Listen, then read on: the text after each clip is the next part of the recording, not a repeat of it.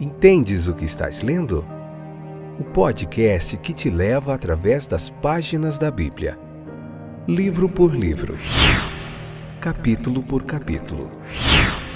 Uma exposição bíblica emocionante. Aperte os cintos e embarque comigo nesta viagem.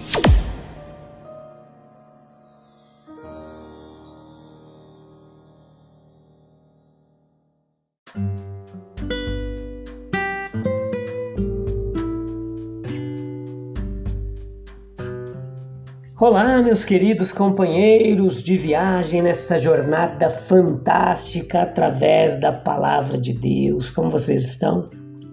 Eu espero que esteja tudo bem, que vocês estejam vencendo as suas lutas diárias, confiando na providência, no cuidado, no amor de Deus. Eu sou o Fábio, estou de volta nessa jornada. Eu tenho feito com muita dedicação, que é transmitir para você o ensino da Palavra de Deus, crendo que ela transforma as vidas. Hoje, Números capítulo 27, parte 1, episódio de número 559, 7ª temporada, livro de Números, capítulo por capítulo. Estamos se aproximando do final, hein? Que jornada! Foi às vezes até cansativo, trabalhoso, mas até aqui nos ajudou o Senhor. Ele vai nos ajudar a concluir e depois lá para o Novo Testamento, no livro de Mateus. Vamos falar hoje das filhas de Zelofeade, em Números capítulo 27, 1 ao 11, eu lhe convido a ler. A gente vai falar sobre uma mudança aqui, porque as filhas, no caso, para a herança, houve algumas mudanças aqui na Constituição de Israel, nas leis, como as filhas poderiam ser cobertas por isso, na ausência dos filhos, que eram os primeiros herdeiros. E a gente vai entender tudo isso aqui, como aconteceu e como a gente aplica nos dias de hoje todo o ensino bíblico, pois nada deve ser desprezado, inclusive os ensinos do Antigo Testamento. Nós não vivenciamos muitas coisas daquele tempo da lei, porque não cabe mais hoje, mas tem lições, tem princípios que são válidos, muito válidos, tá bom? Então veja que as filhas de Zelofeade, tente imaginar comigo como surge esse apelo aqui das filhas de Zelofeade. Canaã está agora muito próxima, suas fronteiras visíveis. Deus acaba de dizer a Moisés os grandes princípios gerais sobre os quais tudo será distribuído ali na terra. E assim as mentes das pessoas, elas ficam naturalmente cheias de pensamentos sobre a herança, né?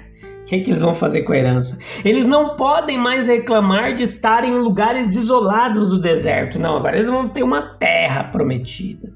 Havia boas terras lá.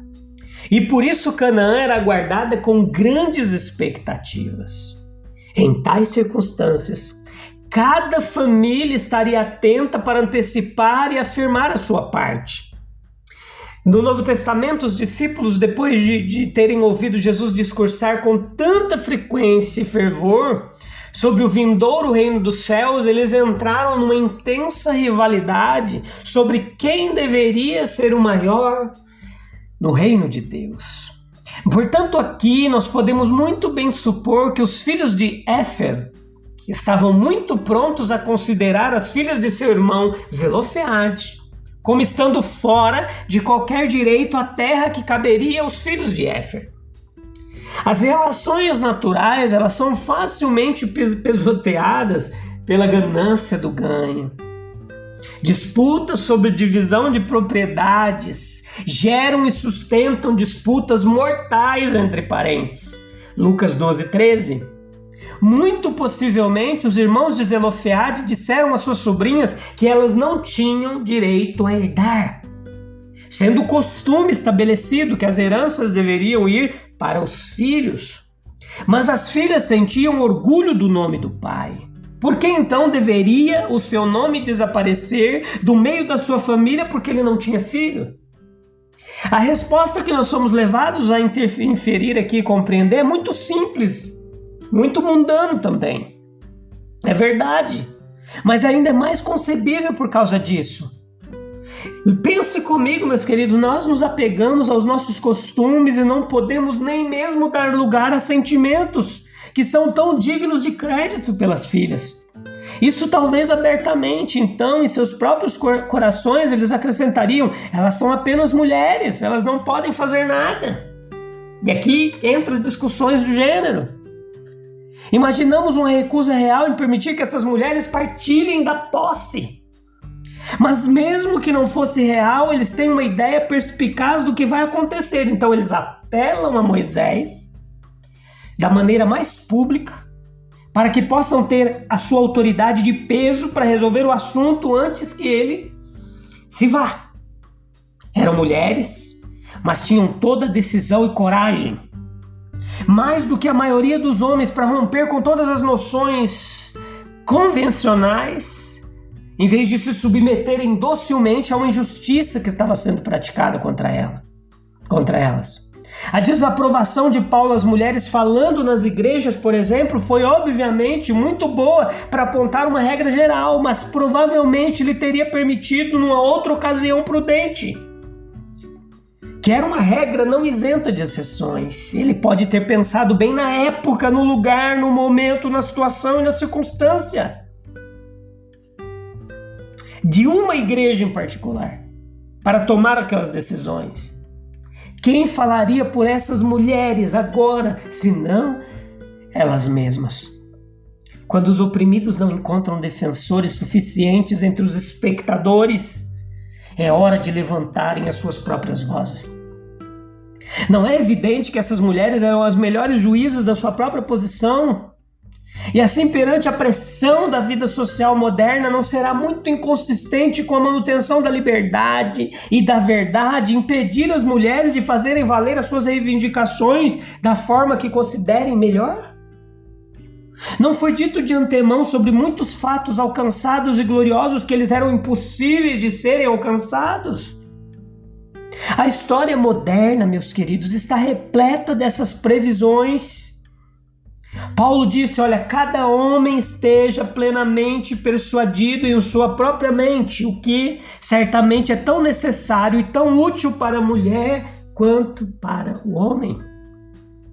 Deus aprova a ação deles, pois eles obtêm dele o estabelecimento oficial de um princípio geral, aplicado de fato à propriedade, mas certamente de aplicação igual a todas as diferenças que surgem entre homens e mulheres, de outras maneiras que não os limites intransponíveis da natureza. Deus escreveu para a mulher, na sua própria natureza, certas leis que ela não deve transgredir, mas nunca deu ao homem o direito de interpretar essas leis, certamente não segundo o estilo dominador que ele tão frequentemente adota.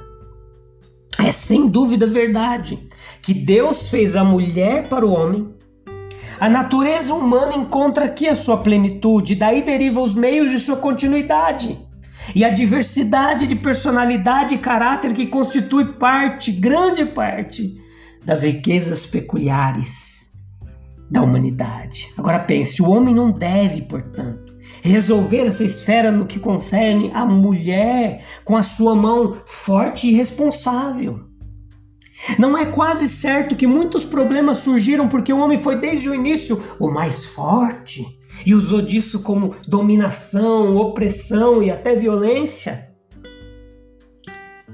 Ele aproveitou sua força para ser o primeiro. Há um paralelo entre o tratamento que o homem dá à mulher e o tratamento que dá ao sábado. Cristo teve que libertar o sábado em seus dias dos fariseus, porque tinha sido tão acorrentado por adeptos teimosos e obstinados às tradições dos pais que se tornou inútil para seus propósitos originais e se tornou um fardo mais do que qualquer outra coisa. Ele o libertou com a declaração de que o sábado foi feito para o homem. E agora nós temos aqueles que correm para o outro extremo e citam suas palavras para propósitos totalmente alheios aos seus. Existem dois extremos no julgamento do lugar da mulher e do âmbito da sua vida e do serviço. Alguns cegamente apegados aos costumes, eles encerrariam as mulheres em limitações estritas que são igualmente injustas e prejudiciais à sua maneira. Paulo, ele implorou pela unidade em Cristo Jesus, dizendo que em relação a ele, Jesus, não há judeu nem grego, escravo nem livre, então não há nem homem e nem mulher. A mulher está no mesmo nível que o homem aos olhos de Cristo. Ela é diretamente responsável perante Cristo, obrigada a servi-lo com a plenitude dos seus poderes.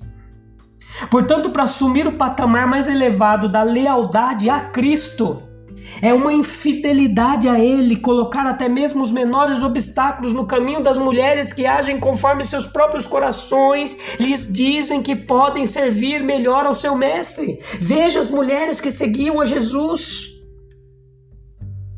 Muitas delas, de várias formas, e não era só lavando roupa, ou consertando roupa rasgada, ou fazendo comida para os apóstolos, não. Elas eram mantenedoras, elas eram servidoras, elas eram do mesmo nível dos apóstolos. Qualquer lei dos homens que contradiz a lei do amor a Deus e do amor ao próximo está condenada pela própria elaboração. Zelofeade pertencia à geração condenada. Ele pode realmente ter sido um homem melhor do que a maioria, mas ele acabara de ser realizado um censo que revelou o fato de que não houve um único sobrevivente daquela geração.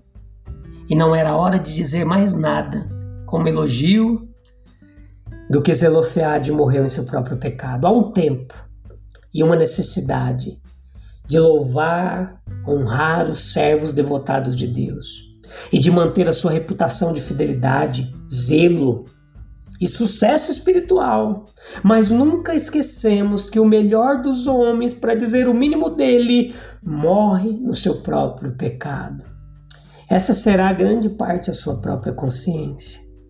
Quaisquer que tenham sido seus serviços, é na graça, na sabedoria e na ampla preparação de Deus em Cristo Jesus que ele encontrará a sua única esperança. Basta pensar um pouco para ver a imprudência de elogiar os homens porque eles estão carregados dos dons gratuitos da graça de Deus. E no exato momento em que a adequação desses dons é especialmente manifestada, embora um homem morra apenas em seu próprio pecado, isso é suficiente para causar danos irreparáveis. Foi bom poder dizer que Zelofeade que ele se manteve fora da conspiração de Corá. Mas seria uma coisa ruim de se dizer se não houvesse nada melhor por trás. Não adianta evitar 10.000 caminhos errados, a menos que a gente siga o caminho certo. A soma do dever humano, meus queridos, é deixar por fazer todas as coisas que deveriam ser deixadas por fazer e fazer todas as coisas que deveriam ser feitas. Seu próprio pecado, por menor que possa parecer, em sua consciência atual é suficiente para trazer a morte. A semente de mostarda da alienação inata de Deus se transformará em uma maldição poderosa e eterna se você não parar com isso a tempo. Aqueles que passaram por agonias incalculáveis por causa da convicção do pecado, uma vez riram do pecado como se fosse uma coisa insignificante. Eles não sonhavam que isso lhes causaria tantos problemas e os levaria incessantemente até que obtivessem resposta à pergunta: o que devo fazer para ser salvo? O pecado dorme na maioria, no que diz respeito à consciência peculiar dele. Mas quando acordar, provará ser um gigante. Um homem diz que está cheio de saúde e vigor, e assim parece, ele até é elogiado por isso. De repente, em meio a esses elogios, ele é acometido de uma doença terrível e alguns dias o contam entre os mortos. Por quê? A verdadeira doença já estava nele, mesmo com toda a sua consciência de saúde. Deve ter havido algo em seu corpo para dar suporte à causa externa. Nossa consciência atual não é um critério para nosso estado espiritual. A palavra de Deus nas Escrituras, humildemente aprendida e obedecida, é o único guia seguro a seguir. Embora um homem precise morrer em seu próprio pecado, ele também pode morrer na plenitude da salvação de Cristo do pecado. O fim da vida com toda a sua tristeza, com todas as suas manifestações de desespero. Insensibilidade e justiça própria em alguns, em outros uma ocasião para manifestar com grande beleza o poder de Deus no espírito dos homens. A pessoa deve morrer em seu próprio pecado, mas também pode experimentar a purificação daquele sangue que tira todo pecado. É preciso morrer no seu próprio pecado, mas essa mesma necessidade também pode levar a morrer na fé em Jesus, na esperança da glória e nos braços do amor infinito de Deus.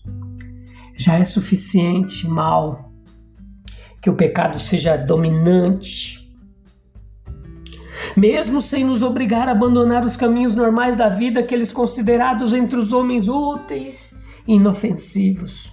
Já é bastante ruim sentir que em nós existem as possibilidades dos mais abandonados e imprudentes, dos piores tiranos, sensuais e desesperados, faltando apenas tentações, associações e oportunidades para que eles possam tornar o possível real. Reflita comigo. Como as filhas de Zelofeade desafiaram as normas sociais e familiares da época, mostrando coragem, determinação para garantir a sua herança, e como isso reflete a capacidade das mulheres de se afirmarem em questões de justiça. Ao mencionar a igualdade de homens e mulheres perante Cristo, como as Escrituras desafiam os padrões culturais da época e ainda oferecem princípios atemporais sobre dignidade e responsabilidade individuais. Pense nisso. E vamos orar para a gente finalizar. E a gente se encontra no próximo episódio, tá bom? Sem falta, depois da oração eu vou estar encerrando. Vou se colocar em silêncio. Acalma o coraçãozinho. Feche os olhos se possível. Sinta a presença de Deus com você. Senhor, nos inspira a seguir o exemplo das filhas de Zelofeade, que ousadamente buscaram justiça e afirmação de sua posição. Que possamos reconhecer a igualdade que Cristo oferece a homens e mulheres. Que possamos ser capacitados a agir com coragem e discernimento em busca da verdadeira justiça. Sim, Deus. Amém, amém e amém.